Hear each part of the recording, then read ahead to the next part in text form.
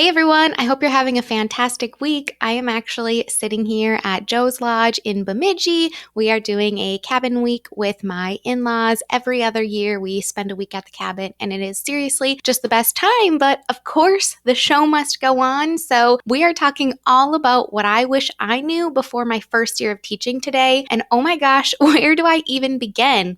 Today, I'm going to be sharing with you 3 things that I wish I would have known before my first year of teaching. However, we're not even going to be able to skim the surface with today's episode. If I would have known even just a smidgen of what I know now, I can't even begin to imagine how confident, effective, and honestly, even more personal I would have been during my first year.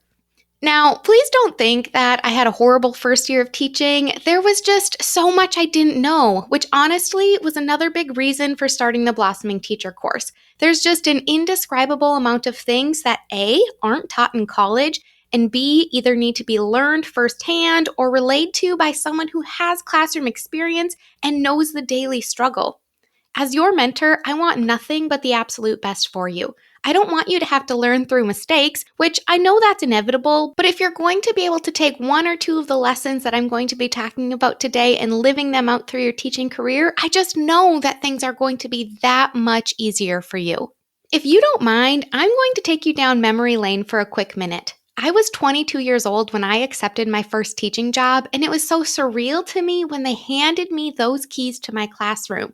It's almost impossible to explain the trust administration has in their new hires. 1 minute, we're meeting briefly for an interview, and the next minute, we have a set of keys that gives us access to an entire building. Yes, for me, it was physical keys, not just a badge that you can scan in. Not only is there the pressure to want to be a good educator, but you guys, I was panicked. What if I lose this set of keys and someone robs the entire building? What if I forget to lock the door when I come in on the weekend and a bunch of kids sneak in and cause some mischief? Oh, and oh my gosh, don't even get me started on the pressure of educating these students. I will never forget the feeling I had on the very first day of school. I was meeting all of my little 4th grade babies for the very first time. Of course, the day is crazy, but I distinctly remember this moment mid-morning where I looked around and thought, 24 sets of parents have entrusted in me to raise their little 10-year-old babies. Me, a 22-year-old, is now responsible for these 24 students, responsible to keep them safe, to help them grow as a person, to teach them life lessons, to educate them, to help them be career and college ready, to ensure that none of them slip through the cracks, and to not only be their teacher, but their nurse, their counselor, their confidant, their role model, and just seriously so much more. If you have ever seen that graphic of the what's on a teacher's plate, I was suddenly responsible for all of those things. If you haven't had your first year of teaching yet, just wait. It is the scariest yet best feeling in the entire world. Your first year of teaching is going to have ups and downs. It's inevitable. There are going to be days that you're on cloud 9, where you hit your lessons out of the park, where everyone just seems to be getting along, days where you laugh and you smile and you just get to love on those students of yours. But there are also going to be days where nothing seems to go right. Days where lessons fall apart, students disagree with you, or there are conflicts with their classmates. Days where you have to contact home, or even days that just seem utterly exhausting. Through it all, take it as it comes with a grain of salt and just know that those bad days do not define you as a teacher. Don't throw in the towel. Just like our students get a fresh start every single day, so do you. And so with that, let's get into today's episode. Here are just a few of the many, many, many things that I wish I knew before my first year of teaching. Welcome to the North Dakota Teaching Podcast. Whether you're a first-year teacher, veteran teacher, or just a mom trying to gain some new insights, you are right where you are meant to be. Kayla Durkin, founder of the Blossoming Teacher course, is passionate about helping new teachers blossom into the teacher they were born to be. Kayla wants to help inspire teachers to be their best self, whether that means sharing about personal or professional development, self-care, or the latest and most effective teaching strategies. Through this podcast, you will hear from real teachers sharing their stories about teaching, all with one main goal in mind: to be able to make an impact and help other teachers blossom. And with that, here is your host, Kayla Durkin. Hey friends, thank you so much for being here today. This podcast was highly recommended, and so I hope that you're able to take these 3 tips and find a way to put your own personal touch on them and use them to be the confident, effective, and rockstar teacher that I know you were born to be. Right off the bat, I'm going to start with probably my biggest regret from my first year of teaching. This one has heavily laid on my heart for years, and if I could go back and do it all over again, I seriously know I would. I'm definitely going to get personal for a second, but if you've met me in real life, you probably know that I'm an equal balance of being an open book while also being a little closed off. I can be the life of the party or the girl in the back trying my hardest to avoid having to have a conversation. I can go with the flow, but I can also be super rigid and particular. During my first year of teaching, I had a unique group of students who will mean more to me than they'll probably ever know. And when I say unique, I mean it. Nothing compares to them. Their energy levels, conversations, and bonds that those students had with each other will without a doubt last a lifetime. I taught at a school that was pre-K through 12 with only 250 students. So the 20-ish students that were in that class were the same 20-ish students who they had since day one, from preschool to first grade to second grade, third grade, and now fourth grade. And you guys, they had a rough start to their educational career. They had 3 teachers during their kindergarten year alone. 3! Their first grade teacher did have a year of experience under her belt, but their second grade teacher was a first year teacher. Their third grade teacher was a first year teacher. Me, their fourth grade teacher, I was a first year teacher. And I'm in no way saying that first year teachers aren't effective educators, but there is just something to be said about teachers who have some experience too.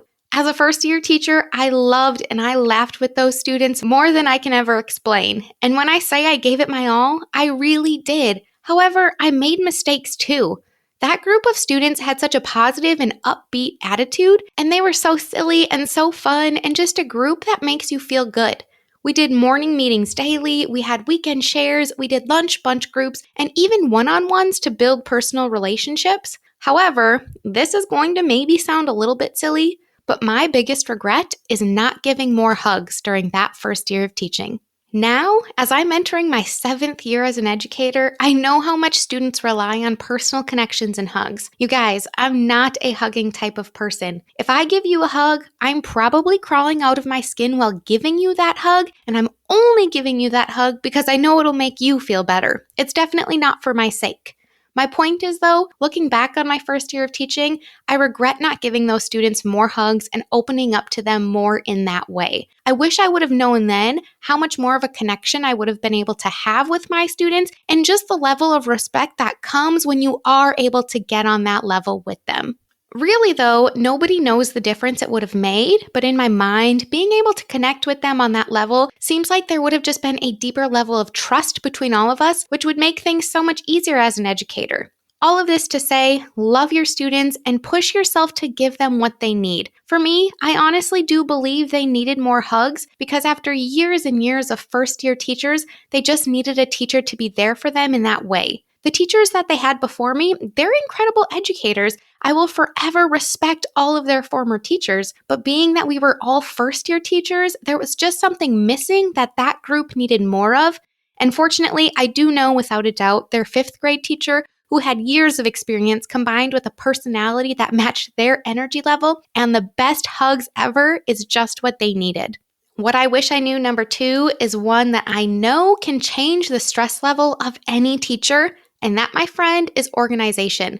Oh my gosh, my first year of teaching, I did not have an organizational system that worked whatsoever, and for the first 6 months or so, I was a mess.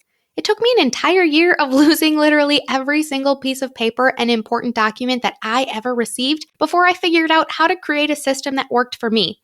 These days, I heavily rely on my 10-drawer towers, as I call them, and it's basically like those rainbow carts you see, except the quality is about a bajillion times better. If you want to check them out, just head on over to ndteaching.com/Amazon, and seriously, I know you're going to love them. Before getting those, though, I started with a hanging file system, and that helped immensely. I had a file for important papers I needed to hang on to, a file for papers that needed to be filed, a file for papers that I needed to make copies of, papers to grade, and even papers to hand back. This system, which probably sounds like a no-brainer, changed the game for me. I went from being so stressed out about the piles and messes to finally having everything under control. Each year after that, I really stepped up my game. I used my 10-drawer towers to create a drawer for every single class, in addition to the drawers I transferred over from my hanging file cabinet. To this day, those 10-drawer organizers coupled with my binder system, it's like I'm a completely different person. I have always had multiple binders going on at once, but one main binder holds everything important that I need on a daily basis. If you do not have a teaching binder yet, head to www.ndteaching.com/binder to grab my teacher binder. It's actually titled a substitute teacher binder, but I use one as a binder for myself and then the other one as a binder for subs. Within my binder, I have everything you could ever possibly need. Class lists, checklists, locker combos, lunch numbers, important dates, school calendars, class data, IEP info, office phone numbers. Seriously, it holds everything and it goes everywhere with me. Team meetings, staff meetings, home for the weekend, that binder is my life. I used to spend so much time, like wasted time, having to pull out my computer anytime a student forgot their locker combo or lunch number, anytime I wanted to recall what test scores were in data meetings, trying to remember the accommodations on IEPs, trying to find phone numbers if I needed to call a specialist or the librarian. And for real, college does not teach you how to organize your classroom. So I'm here to help you because I really do wish I would have known how to put together an organizational system during those first few years. The time I have saved and the stress it has alleviated since creating those systems is unexplainable. If you're looking for more information on this topic, be sure to check out the Blossoming Teacher course so that I can walk you through step by step how to set up these systems and make them work for your classroom. Alrighty, the last thing that I'm going to share with you today about what I wish I knew before my first year of teaching goes back to communication. Communication is key. Communication between you and your admin, secretaries, support staff, the janitorial department, and even parents will make or break your experience. If I'm being honest, I was relatively good at the communication piece my first year of teaching, but with all things, the more experience I had, the easier things got. If you're worried about communicating with colleagues, I highly suggest taking time to go back and listen to episode 20, which is all about building a positive relationship with your colleagues. In addition to that, you are absolutely going to want to head to ndteaching.com/series so that you can watch my free webinar, which is all about building the right relationships with parents. I know that webinar is going to make a huge difference for you in your upcoming year of teaching, so instead of repeating everything here, be sure you find a comfortable place to watch the webinar and take it all in. If you're able to effectively communicate and build positive relationships with your colleagues and parents from day one, everything else is going to come so much easier as well. We often don't get a choice in how our students respond or how certain situations start to unfold, but what we do get is a choice in how we move forward and how we de-escalate those situations. So be sure to turn into podcast episode number 20 about building positive relationships with your colleagues, as well as checking out my free webinar at ndteaching.com/series. There are about a million more things I wish I could share with you today, from routines and procedures and classroom management to tracking data and setting up systems. But if you're looking for more, everything is waiting for you right inside of our Teacher PD portal. It's like YouTube for teachers. It has absolutely everything you could ever need. All you have to do is head to ndteaching.com/blossom to gain immediate access to all of these videos that are going to walk you through step by step how to set up your classroom, how to put your systems in place, how to organize everything, your routines and procedures, your data, your student-led conferences. Seriously, it's all there waiting for you. I don't have a doubt in my mind that if you put in the time and effort up front, your first year of teaching is going to be amazing. Remember, we can't control every situation, but we can control how we move forward. If you need anything at all, you know I am always just a DM away. Come say hi on Instagram. I would absolutely love to chat with you. Until next time, friends, I'll see you soon. Thank you so much for listening to this episode of the North Dakota Teaching Podcast. If you're enjoying the show, please feel free to rate, subscribe, and leave a review wherever you listen to your podcasts. We really appreciate that effort. Be sure to tune in to the next episode for more teaching tips to make an impact. Until next time.